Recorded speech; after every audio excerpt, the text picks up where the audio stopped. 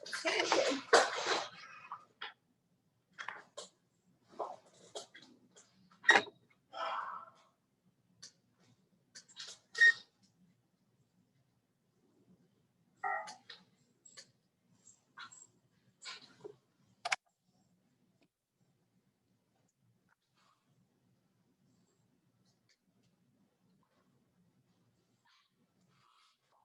How are you?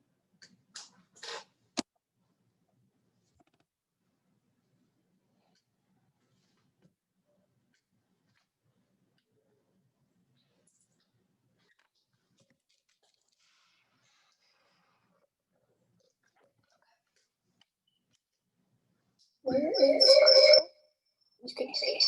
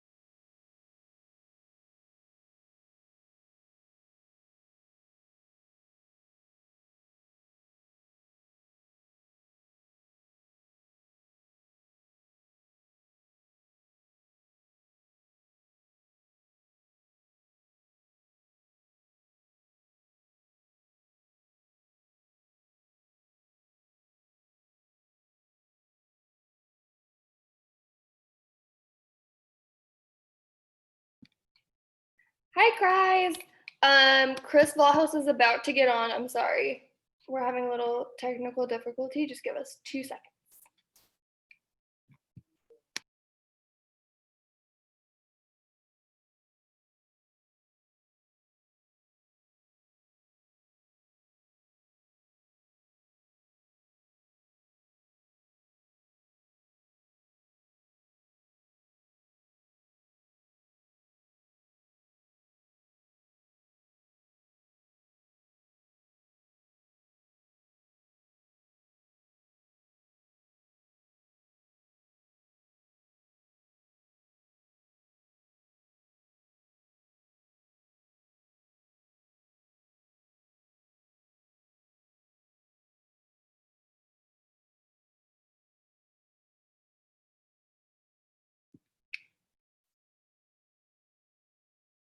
Okay, there you are. And now I'm going to make you host.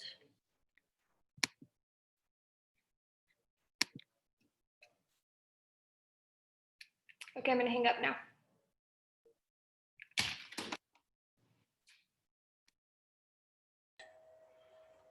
Launch meeting.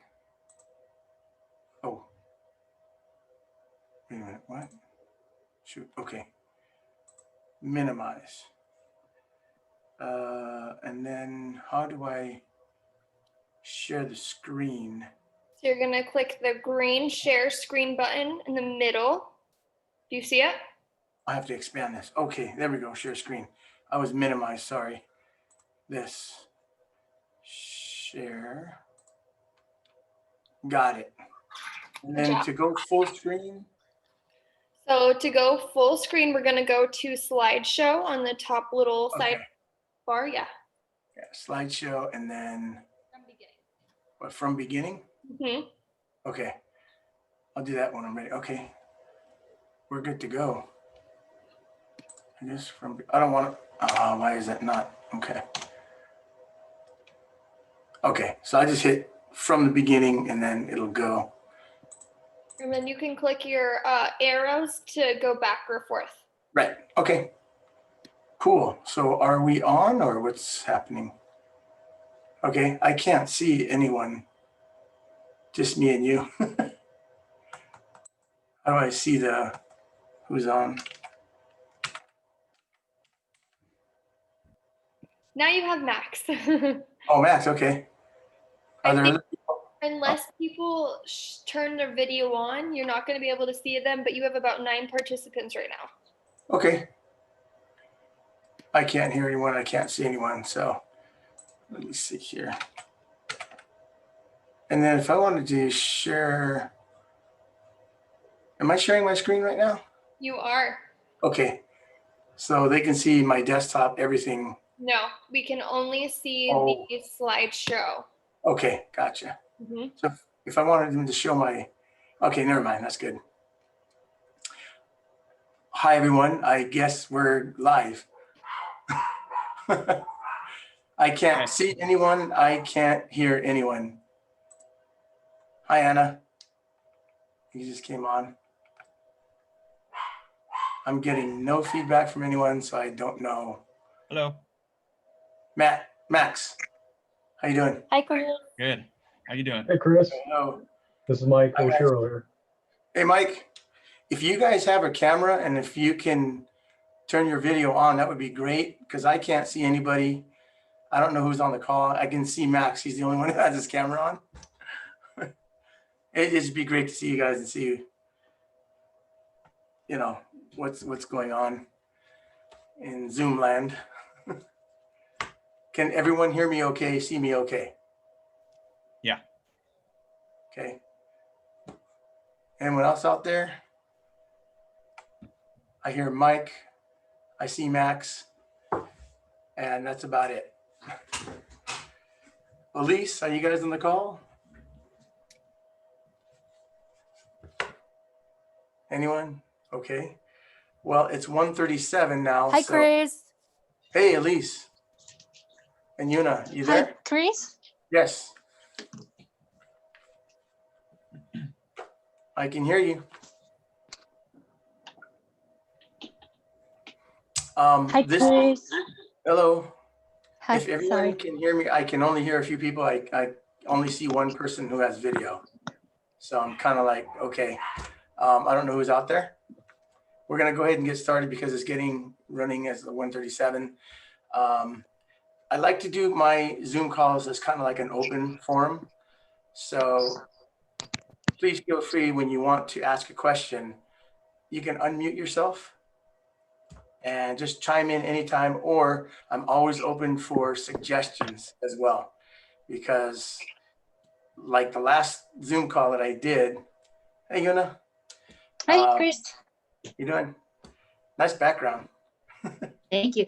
Chris, I just want to let you know, Elise is in the waiting room. Somebody, she's waiting to be accepted on this call. Okay. Oh, how do I, sorry. That's okay. How do I do that? Accepted. Let me see. A notable remote control more. Chat. Pause recording. Participants 10. Do you see somebody like waiting in the room? Or I can probably send a message to Holland and probably she can help us. Yeah, if you can do that, because I'm not sure. Okay. Yeah. I don't know how to. Let me. I accepted That's okay. Matt because he had a pop-up that I was actually able to see. Right. But let me see more. Ask to unmute. No. Yeah, I have no idea how. Oh, put and wait. No. That's okay. Let me just text Holland. Yeah, I really have. Thank you. I'm here, friends. What can I do? Oh, hey, Holland. Do you see Elise in the waiting room to be accepted? I don't. You don't? Apparently there's a bunch of people in the waiting room that haven't. Let me reclaim host. Okay. Claimed it. And I don't see anybody waiting. Yeah, I don't either. Let me Okay, so. Enter the link and I'm gonna give you co-host status so I can still help. Okay, sounds great. Thank you. Max, Anna Han, I see her, but no mute, no video, no sound. Hope is on. Oh, there you are. Hope, are you there? Is this my Hopey Hope from Trinidad? Anyway, Jen, how you doing? Jimmy Pro. Luke, okay. All right, I have 3 people here. Yes, Hope is here. Hey, From Hope. Jamaica. From Hey, Jamaica. Jamaica, I'm sorry, I said Trinidad. Jamaica, sorry. Mike, okay. Mike Oshiro, I have no video, no sound from you. Yeah, my camera's in a really bad spot here. Okay, that's cool, as long as I can hear you. And then, okay, we're gonna go ahead and get started. We're about 10 minutes in, 1:40. So let me go ahead and back to my screen. Can everyone see my screen here? Yeah. Cultivate your farm. Okay, cool. I guess just real quick, for those of you who don't know me, I'm Chris Vlahos. I'm with the A-Team the A-Team Realtors. The A stands for Agena, which is the last name of our late great founder, Mr. Larry Agena. And I joined the team in 2012. And so I do farming every single month. I have a farm of about 1,350 homes that I personally deliver newsletters to every month by hand, walking around these certain neighborhoods. So, and I've been doing that for over 10 years now. So I know a little bit about farming. Okay, a little bit more than a little bit, but that's kind of what I guess qualifies me to help you guys here. I'm gonna go ahead and do a slideshow from the beginning. Okay. Oops, can I minimize these? Yes. Okay, so before we even get into the 5 points here, at the top, I wrote in red, consistency is the key. I know you guys are all here wondering about, farming and how do we get good at farming. Be consistent. I think that's the same with pretty much anything, not just farming, but anything in life, right? Your business, your personal life. But especially for farming, consistency is going to be key to your success. Okay. So let's go ahead and dive right into it. Number 1, it's very important that you pick an area that you're comfortable in because it's going to show in your conversation. And what I mean by that is when I first joined Keller Williams in 2008, I was put on a team with a top producing agent who he's actually still at the office. I don't want to mention his name. But he was like one of the main agents that handles South Torrance area. So what I would do is distribute his newsletters every month. And I would get into conversations with people and, they would ask me, so did you go to Seaside Elementary or did you go to South High? I'm like, no, I went to Gardena, So a lot of conversations kind of ended there because I didn't have any connection with them. I didn't have any conversation, anything to converse with.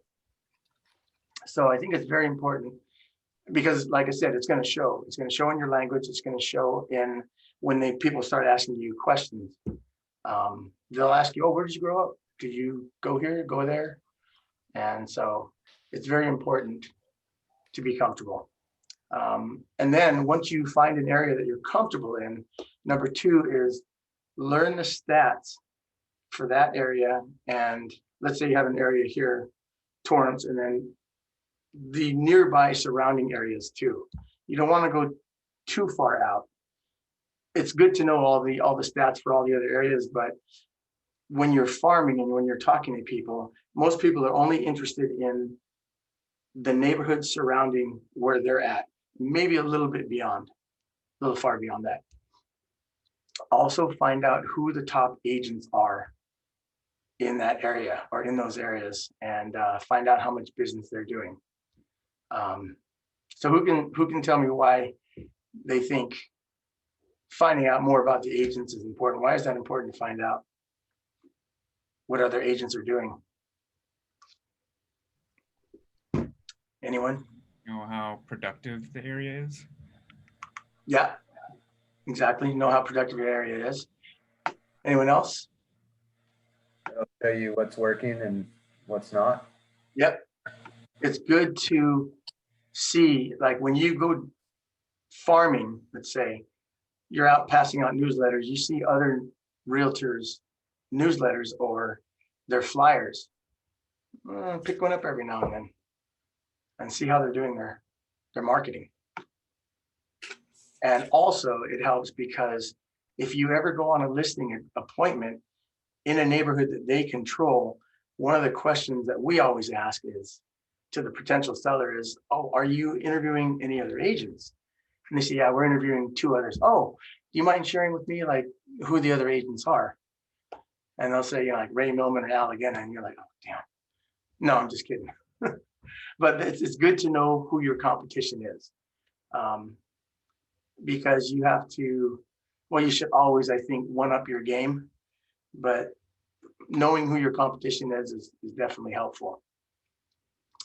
Number 3, very, very important, but very overlooked as well. Comply with local business licensing guidelines. I live here in Gardena. I farm only Gardena. And they actually have 2 requirements for conducting business. One of them is you have to have a business license to conduct business, which means selling homes in the city of Gardena. And number 2 is what they call a handbill license. And you'll notice I put a little red asterisk right here. And down here it says, because the word handbill is 2 words put together. So you're basically handing out a bill, like a written statement or a bill of sale.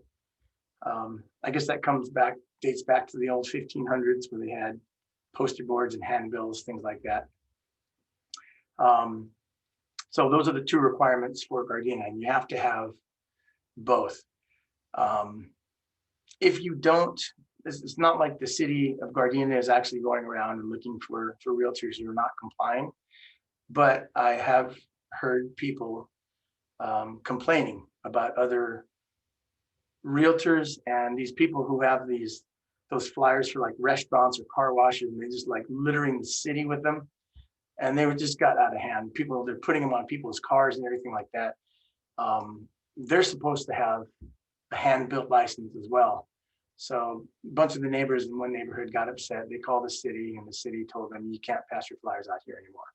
So Carson, on the other hand, is a little bit different because if you don't have a business license, you get fined. I think it's $543. I just talked to the lady yesterday. They actually have, I don't know if it's their code enforcement people, that they have officers driving around looking for realtor signs, among other things. And they just look in their database, and if they see your name and company and number and that you don't have a license, you're going to get fined. So just be careful with Carson if you're planning on doing Carson. Get your license for either Gardena, Carson. I don't think Torrance, you need one, but it's also good to follow the guidelines for, COVID especially. Number 1 is we cannot door knock yet. I'm still out there every day passing out newsletters. I don't think there's a problem with that.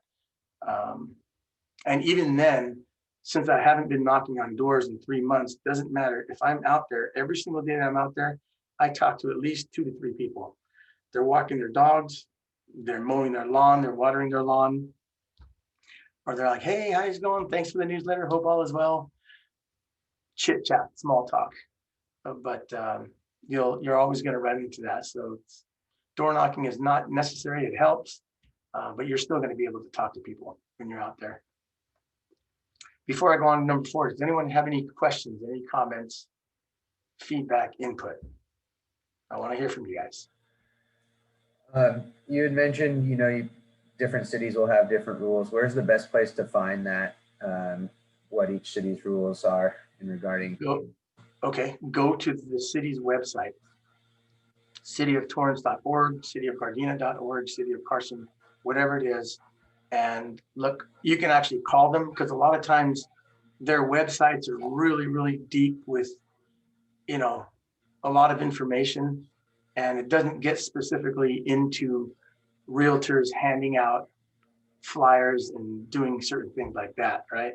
So just find out what their, I guess it would be city ordinance or code enforcement department, but call the city. That's why I had to call the city of Carson yesterday, because none of the information I was looking for, like that $543 fine, I couldn't find that anywhere on their website. So I just called the city that you're interested in. Anyone And else? just a follow up on that. On your Uh-huh. newsletters, do you pay a company to produce them for you, or do you print Yes. it yourself, or how do you go about it? We actually, well, I'll give you an example. So like, I don't know if everyone can see this. It's good news. It opens up like this, and there's stuff on the back. So what we do is we do all the design here. This is kind of like a template that this printing company in Torrance that we use has. And my teammate Al, he just changes all like the pictures, and we have jokes and quizzes and things like that.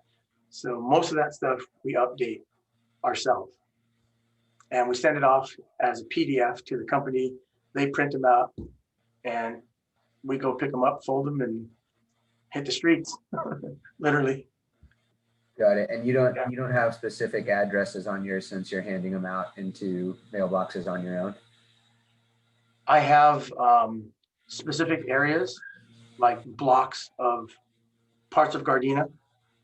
So for example, the one closest to my house, well, I do my own neighborhood. So it's Manhattan Place to Gramercy, Redondo Beach Boulevard to 162nd. Every house in that tract. So what But we I'm do, saying, but you don't put specific mailing addresses on each one because you're handing them out yourself. oh no, I'm handing them out, but we do actually have a list of mailers. Okay. These people, yeah, some people prefer to get them in the mail.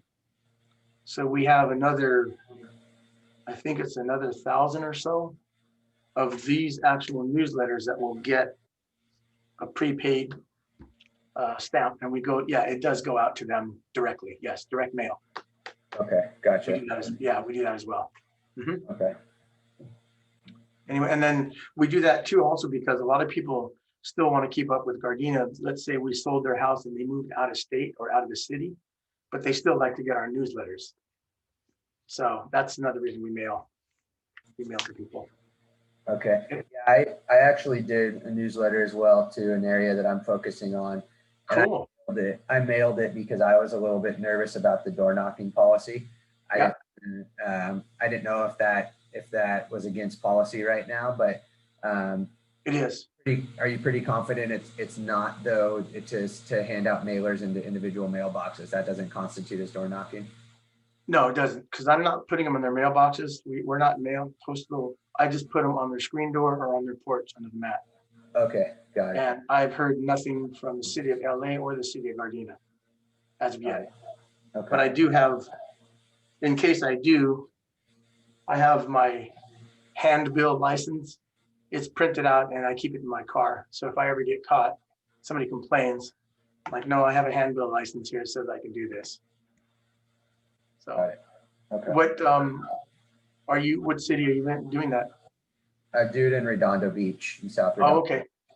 Yeah, I don't know about Redondo. I don't know if they're strict or if they're lax or if they're pretty cool or. Well, first time I did it, I mailed it and I just addressed it to my neighbor and then put the ad on there. And Yeah. I partnered with a local restaurant and gave out a coupon as well. And it actually, Oh, awesome. There you go. yeah, worked pretty well. I got a lot of feedback Yeah. of people telling me that they got it. And so I was happy to hear that. Good idea. Did everybody hear what Luke did? He partnered with a local restaurant and put a coupon in his newsletter. How awesome is that? That's really good. So thanks. I might have to write that down. Coupon. Good idea. Which brings me exactly to point number 4. Give something of value, because that's exactly what Luke did. He gave a coupon in his newsletter. You can do notepad, neighborhood information, whatever. Newsletters are good, obviously. The one key thing is you don't want to do is, I don't know how many times I've come home and seen just a realtor's business card by itself on my screen, alongside all the other landscapers and gardeners and other basically junk. So they really have no value, and they're more of a nuisance than anything. So if you're going to leave a newsletter, a business card, tuck it into your newsletter or staple it to your newsletter, or you can tuck it into the notepad or however you want to do it. But I wouldn't leave it on the screen just by itself. It's kind of annoying. Number 5, social media posts should follow the same rules. I like social media a lot better because you can include pictures and video, which is something that is limited, especially when you do like monotone, all your print, unless you're printing in color, which is going to be very expensive. You can do video is great. It's probably the best. So, and with COVID, you really have to, we're switching gears now into more social media posts. Whereas before it was kind of shunned upon, frowned upon. Now we kind of have to, we don't really have a choice, right? Before I go to the second page, is there anything, questions, input anyone has? No? Okay. Speaking of flyers and postcards,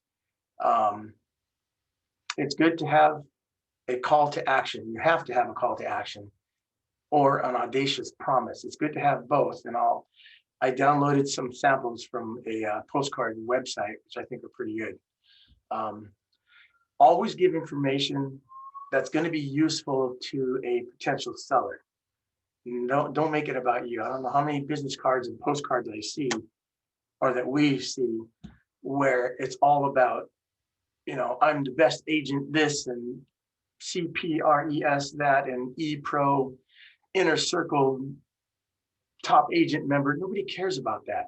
They really don't. They think it does, but they really don't. And I can tell you that I personally know a small handful of agents that are in my coaching group that are making over $1 million a year just by selling real estate. The only designation they have on their business card is realtor.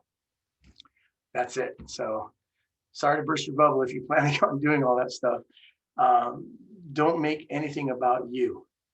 Make it about the seller or the potential seller or the buyer. Another thing that kind of gets me is don't give stats for other areas just because the prices are higher in that area, just to make yourself look good. I don't get them anymore, but I used to get every month from another realtor who was here in Gardena, and he would just leave this postcard on my porch, and it was like 4 homes consistently: Torrance, Redondo Beach, Hermosa. I live in Gardena. So what does that information, how is that going to benefit me?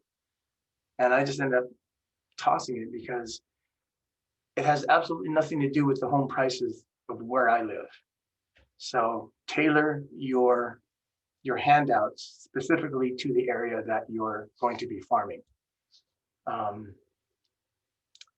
Like I said, Carson versus Redondo Beach are 2 completely different areas altogether. So if you're going to do Torrance, you can do Torrance, like the Torrance Unified part, and then there's the LA Strip part of Torrance. Again, those prices are going to be extremely different. Torrance is going to be here. The LA Strip part of Torrance is probably going to be down here price-wise. But that's one thing you might be able to get away with.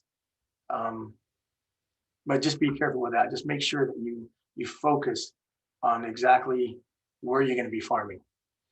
Another thing that I see is a lot of stuff going out. Make sure that you have your DRE number on everything, all your advertising, business cards, your website, postcards, whatever you send out. I think even on social media, it's a good idea. If you have like a Facebook account, definitely you want to put that up there. And also, the other thing I don't see is this is a disclaimer, the sample disclaimer. We have it kind of at the bottom of our newsletter. It says all information is deemed reliable but not guaranteed. If your property is listed for sale, please disregard this offer. It is not our intentions to solicit offerings of other realtors. So what happens if you drop a newsletter off to a house that's for sale? First of all, you don't want to do that. Second of all, it may be for sale, but you just didn't know it. The agent didn't put it up on the MLS, or they're selling it. In other words, you can, try to avoid any kind of legal ramifications. So, and keep our broker out of your business is one of our main goals here at Keller Williams. Is we don't want our broker to have to get involved in our business. I mean, it's good that they know what you're doing and selling and stuff like that. But when it comes to legal matters, we want to keep them as far away from our business as possible. So it's a good idea to have a disclaimer. And I think I'll be able to email this whole slideshow presentation to you guys at the end. So any questions, comment, input on any of this? No? Okay. Postcard Mania is a website that I discovered. Looks pretty good. And down here you can see they have 3 different sizes of postcards. Full color glossy cards, double-sided. Excuse me. And they have specials all the time. I get 1,000 free postcards. There's an asterisk there, so you got to find out what that is. Here's their pricing guide, and I made a note here because I called them and I had to ask them. Prices are for printing only. It does not include the design or the mailing. So a lot of times you'll see a website that says 1,000 postcards, 5 cents a piece, and you go, oh my God, that's awesome. It's just for the printing of the card. So you notice here, low volume price per piece is 12 cents, high volume is 5 cents. And I asked them, what do you guys consider high volume? Is it 500? Is it 1,000? They said, it all depends on which one and what you have done. So it's not 5 cents. Don't get all excited. With the design and with, if you have them mail it out for you, I don't know what the prices are. I really have no idea, because we just basically do our newsletters. So I haven't gotten into postcards yet. Does anybody have any input, Luke? I don't know if you're doing mailing, who you're using for your mailing. I put in the sweat equity, and I myself bought stamps, put them in envelopes. Yeah, it took a while. It was definitely a process, but my first few, I wanted just to do it that way, and I hand wrote on there to my neighbor and then the address, and Wow. I was kind of hoping for a better open rate with that, and I think it worked out because I was just kind of putting myself in the shoes of the consumer and thinking about all the get from realtors and from other places, and times I end up throwing it away or ripping it up if I can like a standard thing, so I wanted to try to make it a little more personal, and my dollars were going as far as they could. There you go. It's awesome. Yeah, it's funny because most of the time when you leave something on someone's porch or doorstep, it's kind of like you're saying, here, can you do me a favor? Can you throw this away for me? It's almost like, because nobody, most of the time. But on the other hand, we have got listings just from handing out newsletters. So again, it's consistency because we've been in this area for over 25 years. So so like I said, before you get all excited about seeing 5 cents or 10 cents, make sure that's most likely not going to be the actual final cost. It's going to be way higher than that. So just okay, so we talked about having an audacious claim and giving away something free. How's this for an audacious claim? If we don't sell your home within 30 days, we'll give you $1,000. Pretty cool. I like that. And then on top of that, receive a free $250 Home Depot gift card. So they kind of double whammied on that. So this is their audacious promise, and this is their gift of giving, right? So, and what would it be like if you were to change this 1 to a 5, or keep the 1 and add another 0? I know people that actually have done that before. we'll buy your house from you if we don't sell it in 28 days or 10 days or whatever their extremely audacious promise is. So next one, ready, set, sold. I like the fact that they're saying here, get a free home warranty or inspection, call for details. And I also kind of like what they said down here, before making any major real estate decisions, call us for help. You can change this to anything you want. You know, contact us for help or call us for a free market value or free evaluation, anything that you want. So, but these are all samples from that Postcard Mania website. This one I love. If you are going to be targeting renters, which may not be a thing right now because of COVID, a lot of renters are not paying for rent. But I think in the near future, when they lift, you know, the ban and start evicting people, or when we start getting back to more of a normal thing where people have their jobs back and make more money, they're going to get really tired of renting. I think a lot of people are already there. Are you tired of rent? Are you tired of having a landlord? Unexpected rent increase? I love this, paper thin walls. That is so true. I have a lot of friends that rent apartments, and I'm there and you just hear everything that's going on next door. No front yard, no backyard. And then down here, let us help you find an affordable home you will love.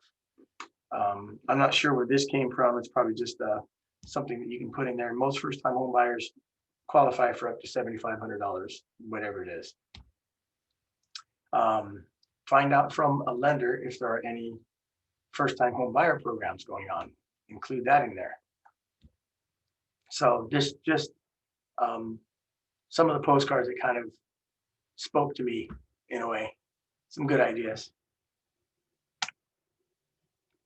Anyone have any questions, comments, input on the flyer part?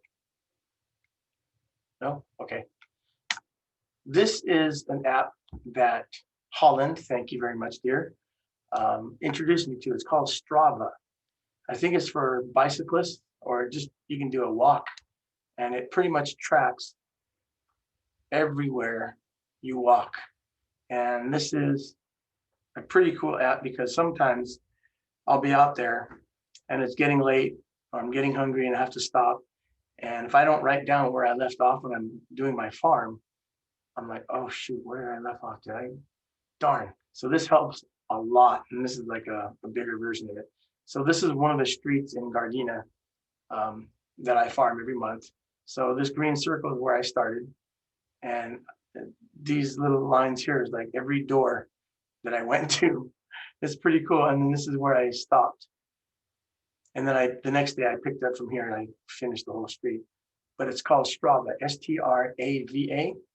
I have an Android, so I'm not sure if it's available on the App Store, the iPhone App Store, but it definitely is available on the Google Store.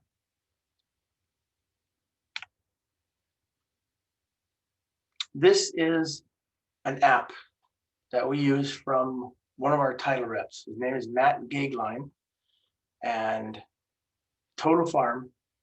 Part of it is actually free. We actually pay for this service because we go really in depth. We actually have a farm called Arlington Elementary, which is in Torrance, which is an area that we farm very heavily in. So we decided to pay a little extra for that and just to get a little bit extra information. But as you can see, it's really, really in depth. I'll give you some more examples here. But this is a sample screenshot of the farm information for Arlington Elementary. You notice it has, well, we don't have phone numbers anymore. Emails sometimes will pop up. Owner name, address, the city. This is what they paid for the house. Bedrooms, bathrooms, square feet, sales date, sales price, what they paid for it, and then when they bought it. So you can kind of tell 1993, 92. So these people have been in their house for quite a while. So if you're going to do specific like target marketing or target farming, there's a lot of different, you can do renters, like I mentioned. You can do people who have been in their homes for 20, 25 years or more and start mailing them or leaving stuff on their door. And if you look down here at the bottom of it, it says occupied or absentee, which is really great information because absentee means it's probably a rental. So the owner doesn't live there, right? Other information, the one I really like is years in property. 3 years, you can tell most people have been there almost 30 years. The newest people have been there like 3 years, but the bulk of it is anywhere from 17 to 30 years. So in this area, there's not a whole lot of turnover rate. People just, they stay. Up here where it says average sale price 437, 126, that is not the current value. That is I believe it's going to be the average for the sale price of when they bought the homes. The average sale price in Arlington is about 775,000. So just kind of ignore that part. Recent buyers, you can go out of state, absentee owners, occupied, there's farm filters. In fact, I just got off the phone with Matt before we set this call up, and you can actually sign up for Total Farm. There's a free version, and then there are different pay versions that you can do depending on how much information you want. But he actually offered to teach a class on Total Farm and he has just so many apps and tricks and gizmos specifically geared to farming. So he offered to do a Zoom class for his Total Farm and how the tools that he uses.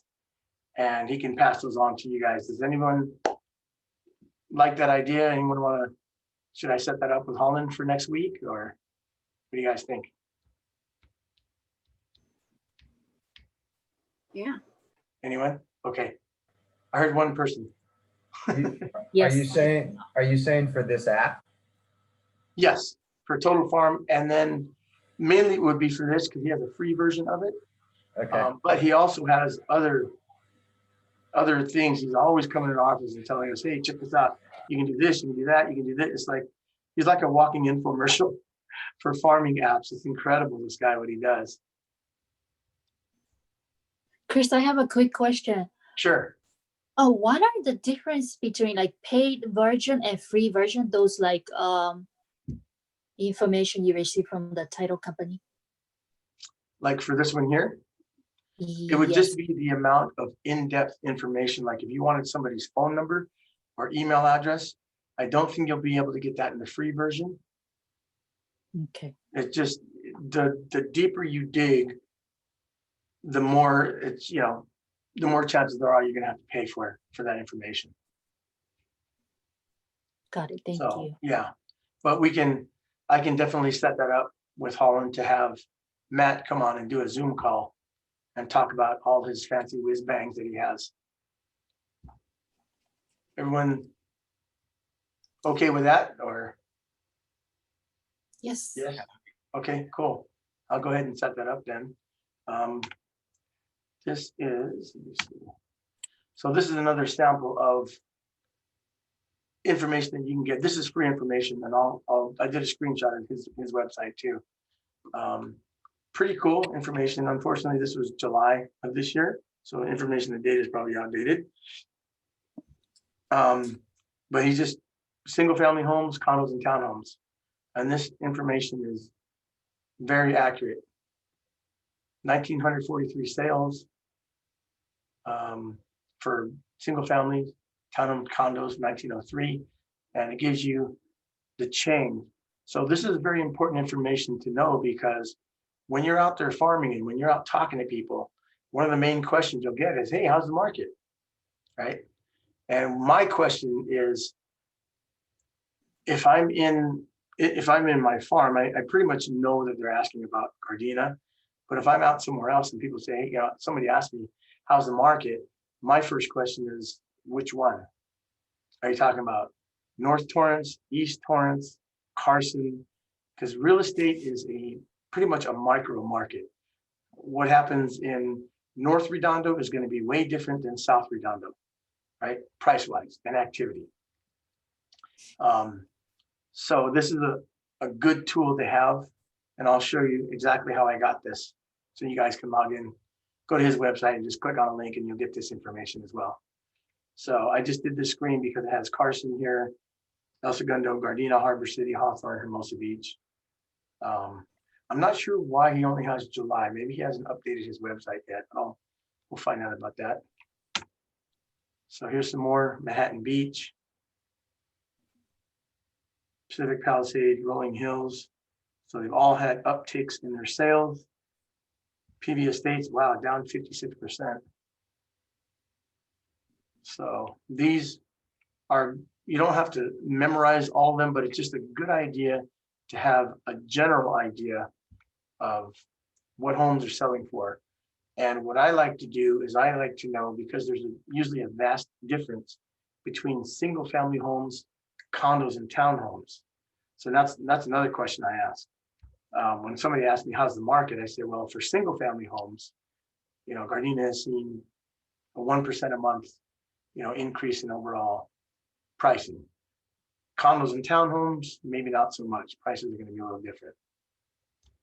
So it's good to know the differences between the two, so you can be more specific and have those conversations that make you look like the expert, because you are, right? And this last one I did because it shows Torrance. 90501, all the zip codes from 501 to 505. So anyone have any questions or input on any of this? Yes, no, maybe so. Let me see here. No, okay. This is Matt's website. You can do a screenshot of this, copy it, whatever you want. So this is Matt Gagline. This is an email. And it's really cool because if you click on any of these, Romy is his assistant. She's the one who handles all of his requests. So you can do request a farm, which is pretty cool. Market sales statistics. This is where I got those last 3 slides. I just clicked on this link here and I got all that information from July. I'll have to remind him his stats are kind of outdated. So this is Matt's website. It's really cool. Fidelity Agent 1, that's another awesome tool, because this allows you to create a net sheet for buyer, for seller, for refinance. So you can type in a price, down payment, other factors. If there's an HOA and you click on the go button, and it gives you what the monthly payment is going to be approximately, depending on the county that you're in. So it's really cool to have. I think you have to sign up for that though. But yeah, that's a really good tool. He has lots of great tools in here. So mattgagline.com. And I'll leave this up for a bit. Do I have another slide? No, that's it. So I'll leave this up here. So I know I was supposed to go an hour, but that's pretty much all that I have. Does anyone have any other input, any other questions or comments about anything we've gone over? Do you also send newsletters by emails too, Chris? Sometimes, yes. Sometimes, okay. And we're starting to post it on our social media too, on my Facebook account. Yep, absolutely. Especially now because of COVID. Yeah, we want to be able to reach more people, so absolutely email it. Yeah. I like being out there because I'm more of a upfront people person. I don't like just sitting behind a computer and hoping that someone's going to see my email or see my post. I'm actually I like to be physically out there, one, it's good exercise, right? Breathing fresh air. And I talk to people all the time. Like I said, whenever I'm out there handing out our newsletters, there's not a single time that goes by I don't talk to at least 3 people. So that's just me. And I wear tennis shoes when I'm out there. Dress shirt, dress pants, tennis shoes.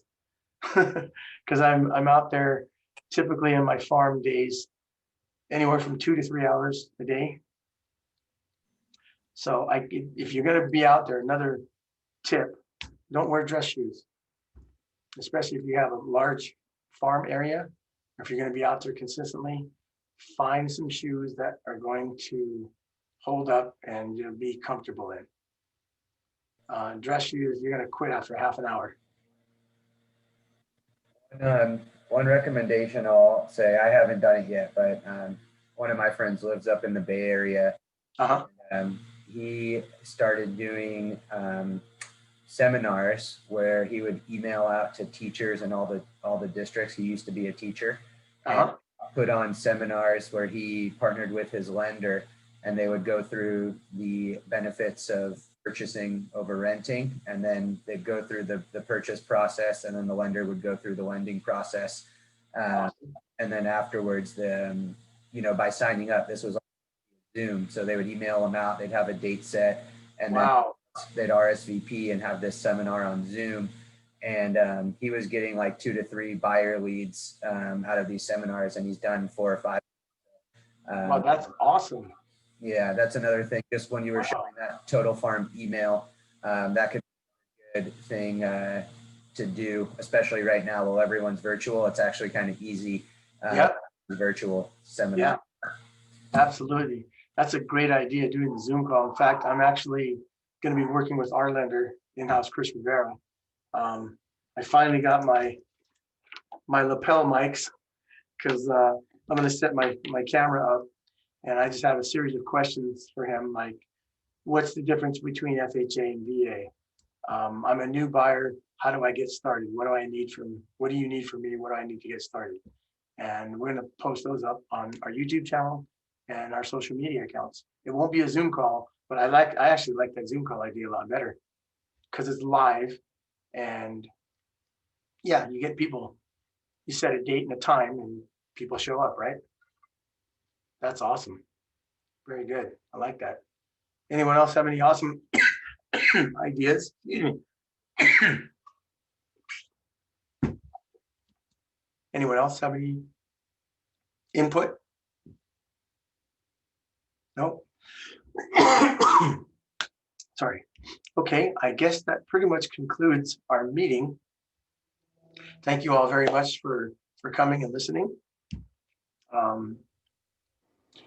I guess what I can do is save this as a PDF and email it to whoever would like it, or I'll send it to Holland. And if you want it, I guess you can email her. I'm not sure how that will work. Holland can't hear me. Anyway, okay, I guess this concludes the meeting. Thank you guys very much. And we'll see you next time. Thank you. Chris. All right. Thanks. Have a nice weekend. Bye. Thank you, Chris. Thanks, Luke. Thanks guys for the input. It's awesome. That was so good, Chris. Oh, thanks. I guess I'm going to save this as a PDF. Should I email you my PDF and see if anyone wants the slideshow, or I don't know. How do you want to do that? Oh yeah, can you actually? So I can. Yeah. Oh, and then the other thing, I talked to Matt Gagline before this class started, and he wasn't available to make it today. But next week, if you want me to do a Zoom class on his Total Farm and whatever gizmos and gadgets he has, he's willing to do it. Huh? Do you think that helps? Because he's tried to do so many of those classes and nobody wants to attend. Really? Yes. Oh, okay. That's why I just kind of stopped, because literally he's been trying to do that for a year, which I have no problem giving him a class. It's just nobody attends and then he questions me. So. Oh, that sucks. Well, I asked all the people on here and they said, yeah, I got a few yeses. Oh, you did? Okay. Yeah, but not everyone was, most people were muted. I couldn't see them and they were muted. So whoever muted themselves, I didn't hear from them. Okay. I don't know how. I don't mind giving him a class at all. Are you going to be a part of his class? I'll just be like in the background. It's basically gonna be him. I know him. And I'm not gonna be able to get a word in edgewise, so if you don't want to do, hey, that's fine.